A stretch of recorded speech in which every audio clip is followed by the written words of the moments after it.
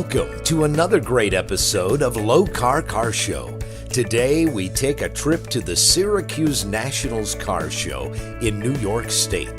The venue is the newly renovated State Fairgrounds, and the car show needed every inch of the over 70-acre facility.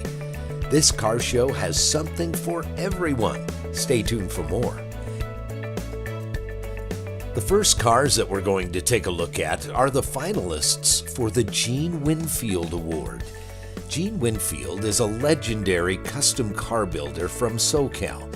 Winfield has many accomplishments within the automotive industry, including driving a Model T Ford 135 miles an hour at the Bonneville Salt Flats.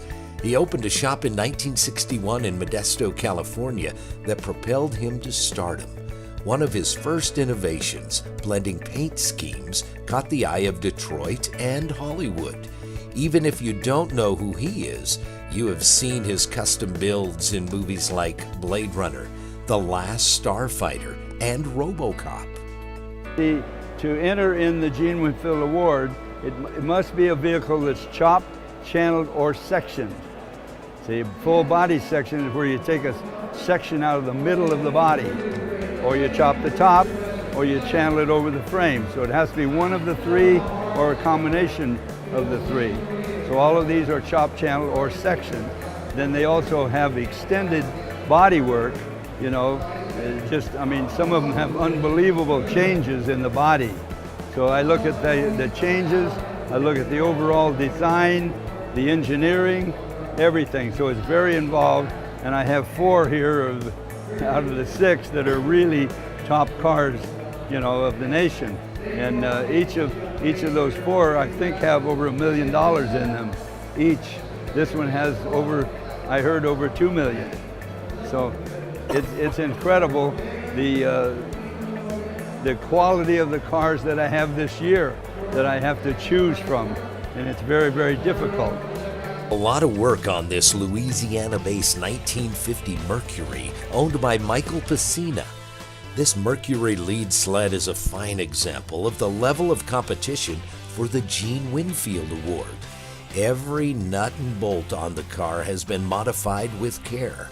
This car is a driver, and Pacina says that he loves cruising in the car up and down the beach. Man, I just like old cars. I like muscle cars and all, but I just got a thing for the 40s and 50s. And I just think a Mercury lead sled, it's the ultimate lead sled, and it's just a car I've always liked. This car has been chopped, the top's been chopped, the speed pillar post has been removed, and it's converted into a hard top instead of a sedan. The whole front end is one piece. There's no seams in the front fenders. The front hood has been rounded to corners. Side pipes have all been molded in. Fender skirts have all been flush mounted. It sits on air ride suspension. It still has the stock chassis, but it has a Chevrolet motor transmission and rear end in it. This is a driver. I mean, we're from Louisiana, so we didn't drive it from Louisiana to come up here to New York, but we drive it around. I mean, we'll get in on a Sunday and drive out by the lake near our home, and when we go to this cruising the coast in Biloxi, Mississippi, we drive it up and down the coast for a whole week. We probably put 500-600 miles on it. So it's just not a trailer queen. We drive this car. It's been in the rain before too. This 1940 Mercury Club Coupe is owned by John F. Kiley Jr. And wow, just wow. We could probably have an entire episode dedicated to this car. The attention to detail on the car and all the others in the Gene Winfield final are amazing. The wheel skirts on this car rotate when you turn the steering wheel to make sure the tires don't rub. That is just one of a million customizations on this car. Well, I had a 1950 Mercury years and years ago, and I always liked the 40 coupe. I had bought a convertible and had sent it out to have it sandblasted, and it came back as a piece of Swiss cheese. So that didn't work too well. So it was sold, and I found this one in the magazine and bought it. took it to Rob. Rob and I had, built other cars together. And he did a masterpiece on this car. The car just came out this year. The first show it was ever in was at the SEMA show in McGuire's booth in Vegas. And that was the beginning of the car. Ford Motor Company awarded it the most distinguished award. And Edsel Ford kind of fell in love with it. And it went from there. And took it up to Sacramento and took it to Ohio, all through California. So we put quite a few miles on the trailer. We always liked pickup trucks where we're from, and what made us decide to do mid-engines because my father's a little crazy sometimes. And we got the chance to do it. We got the parts became available to us. And once we got the parts, we just figured we had to drop everything else and do this truck and get it finished. And it was a fun project. It was something that brought us closer together. We were able to work through a lot of issues because being it was mid-engine, it was a lot of challenges. And we worked through a lot of them, and it was a lot of fun. We've been into hot rods, my whole life, and he's been doing it since he was 15. And we did a couple other cars together, but nothing of this magnitude. This was just a big project, a lot of undertaking, and it came out perfect the first time through. Different. I see a lot of guys that they were putting these front-wheel drive engines in the back of these trucks, but to me, it reminded me of just going to a junkyard picking up a motor. I wanted a true mid-engine truck, and the only way to do that is with a transaxle. There's no drive shaft, there's anything. It's directly bolt onto the transaxle. I've been wanting to do that since the 70s, and I finally had a chance to do it probably 10 years ago. I had a friend of mine who's into Ford racing. Originally we were going to do it with a Pantera transaxle, but I didn't want to do that. So I was associated with the bobsled team, the U.S. bobsled team, through the Bodine project. And I was in Switzerland at the time when they called me. He said, "You still want to do that mid-engine?" I said, "What do you got?" He said, "I got an 01 transaxle." I said, "I'll take it." And that's how it got started. We're taking a short break, but don't go anywhere because we have more cars you won't believe. Hey, have you ever seen a 1940s Ford truck roadster? Stay tuned, you will.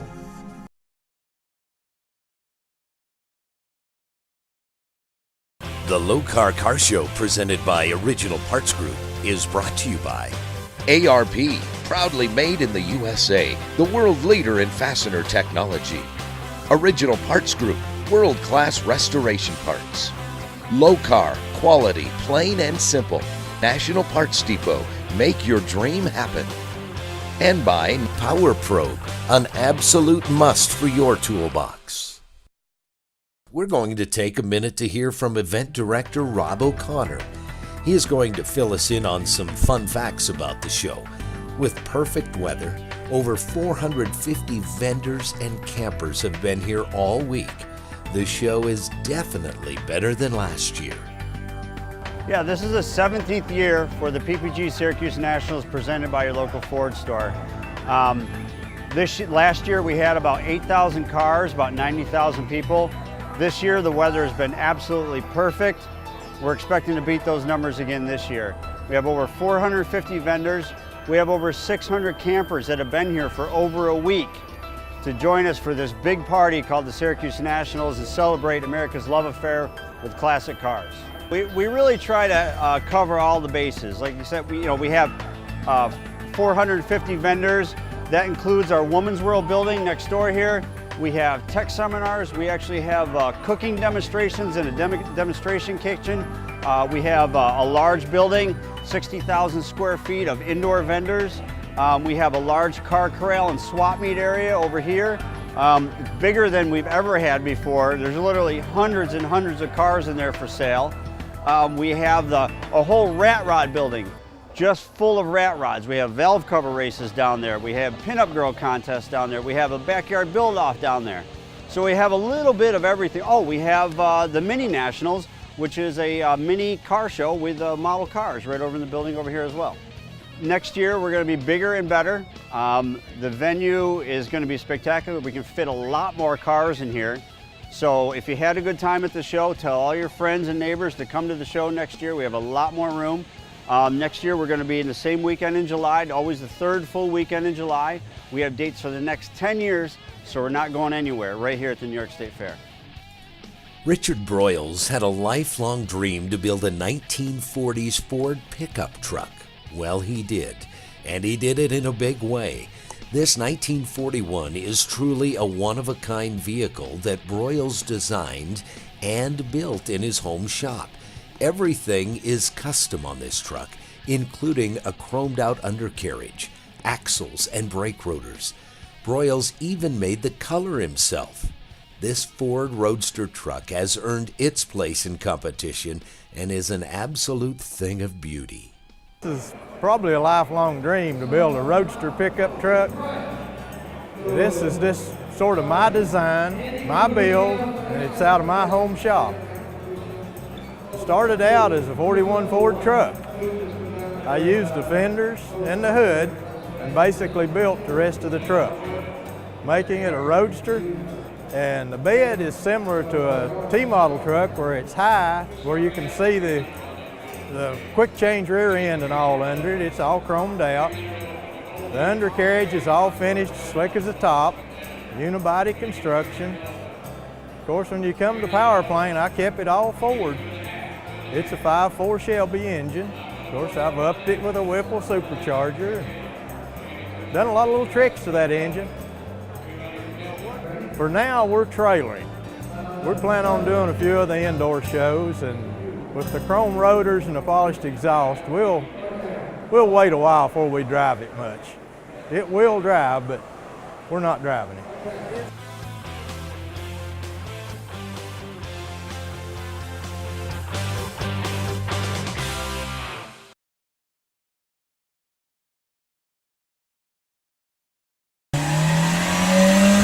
It's time for Lokar Lowdown with Kevin Ford. Let me tell you about some new products we've got down here at Lokar. We know you guys are looking for that cutting edge product, that product that just makes your car stand out from the crowd. Well, over the past couple years, we've worked with Goolsby Customs, and I think we've come up with a couple that will really help you do that. In this case, we've got a dash insert that's styled after an Auburn dash, but in this case, we've actually downsized it and changed the shape, so you don't have to go modifying your dash, cutting it up, and making all kinds of mess out of your car. You can take your factory 32 dash panel, cut a hole in it, put our dash in with the provided tabs and brackets, and you're done. It bolts in. It comes pre-finished. We have it in polished, and we've got it with 3 different color inserts that are interchangeable. I mean, if you change your mind in the future, you can change them too. But we've got tortoise shell that we have here. We've got a mother of pearl finish, which is a nice white pearl look. And then we've got an engine turn finish, which everybody would be familiar with, and it kind of styles after the actual Auburn dash. We didn't stop there. We kind of went down and added some door sill plates for a 32 Ford as well. They come with the same 3 finish options, and they tie in nicely with many of the other products that we've worked with Goolsby and some of the normal Lokar products as well. If you want to check them out, we'd love to have you go to our website at lokar.com or find us at any of the many shows we go to through the year. Clarence Stevens is the owner of this 1954 Chevy pickup that he saved from the crusher. This truck is never trailered and is enjoyed as a driver. Mr. Stevens is very happy with this truck and he loves to travel with his wife in it. He did most of the work himself and had some help on things he couldn't do. You can see the result of his passion in the detail of this resto mod. Well, actually, my father-in-law was junking cars at the time, and it was at a farm, and they wanted to take it to the crusher. And he knew his son rebuilt one at one time, and so he dropped it off at his house. And I was there at a party for my nephew, and he said to me, anybody that wants this truck? Because it was going to the junkyard. He was done with it. So I had my boss pick it up, take it to my house, and started working on it. And 6 years later, I finished it and got it on the road. And we've been on the road about 5 years now with it. To driver, yes, never trailer it. We take it everywhere. We come up here, it was a 4-hour ride, and be a 4-hour ride back home. And we really enjoy it. We take it anywhere. This tantalizing Thunderbird built by Brad is owned by his wife, but the build was a true husband and wife effort. They chose colors and modifications together. The car was purchased 9 years ago, and the couple remained married throughout the build. They're going strong, just like their Resto Mod Thunderbird, with a 2010 4.6-liter V8. The Thunderbird was my dream car. I wanted either a Corvette or a Thunderbird. The area that we're in, there's lots of Corvettes, so the Thunderbird was different. So we picked it up 9 years ago. It took us 7.5 years to get it to what it's at now. And we're still married, no fights. It's absolutely what I wanted. I'm so proud of his work. Unfortunately, all the pictures that we took, and everybody's like, you didn't work on it. Nobody was ever there to record me laying underneath the car holding an oil pan or holding a dolly, but I'm so proud of all the work that he's done and the hours that he put into it, and it's more than I expected. And we've had so many adventures doing this, from picking up parts to picking paint colors and all the fantastic people we've met, and it's been an experience. It's been a great 7.5-year experience.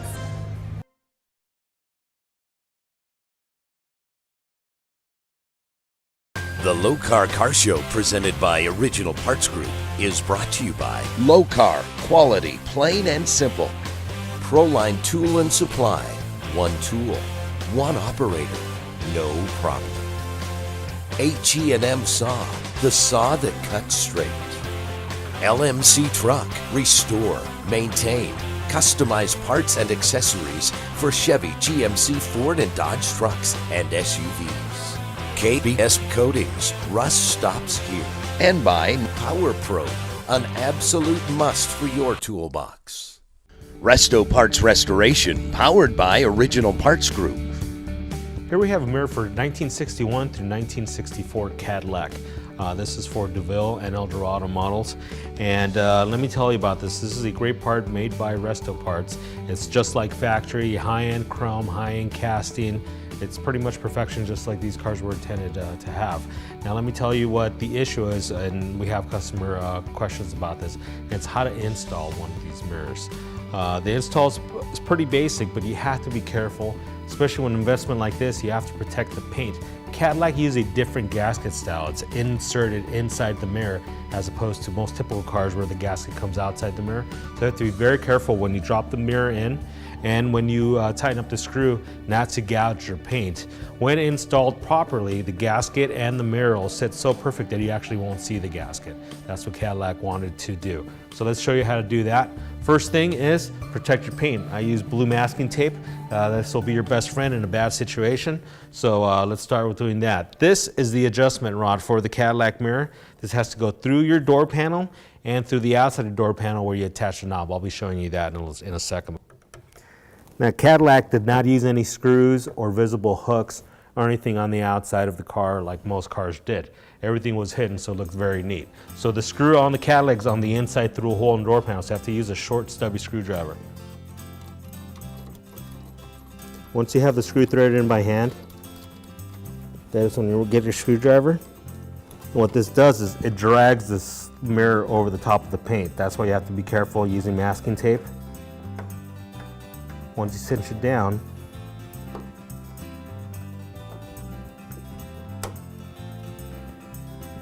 it probably moves about 1/8 to 1/4 of an inch across the top of your paint. But once it's cinched down, as you can see, there's no visible gasket on the car. When you're done with your install, that's when you remove the tape. Now the second part of this is the adjustment knob. It's very beautiful, very perfect adjustment knob, also made by Resto Parts. Simple install, uses an Allen head screw on here. You run it through the grooves. You tighten up the Allen head.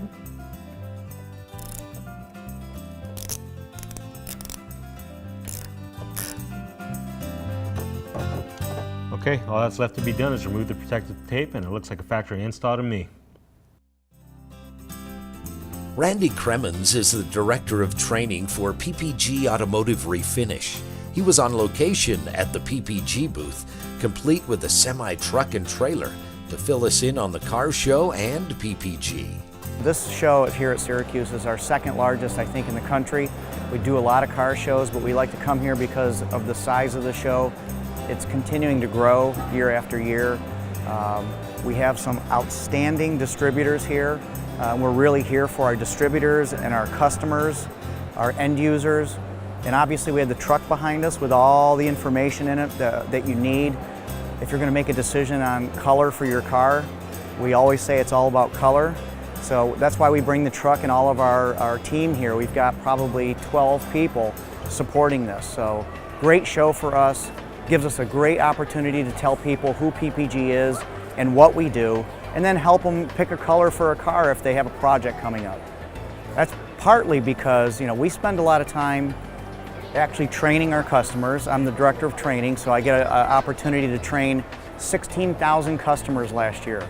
That's a lot of customers, and when I say customers, those are painters, people that actually pull the trigger and work on the vehicle. We trained 16,000 last year, and we average probably about 15,000 a year that we train. It's one of the real core competencies that PPG has, and we really focus on ensuring that when someone leaves our training facility, they know exactly what they need to do to either build a car or to repair a car to a pre-accident condition. Thank you for joining us on another great episode of Lokar Car Show. Today's episode featured some works of art and custom cars you may never see again. But that is our specialty. So tune in next week as we travel to Hollywood. No, not California. But still there will be bright lights and star cars. See you then.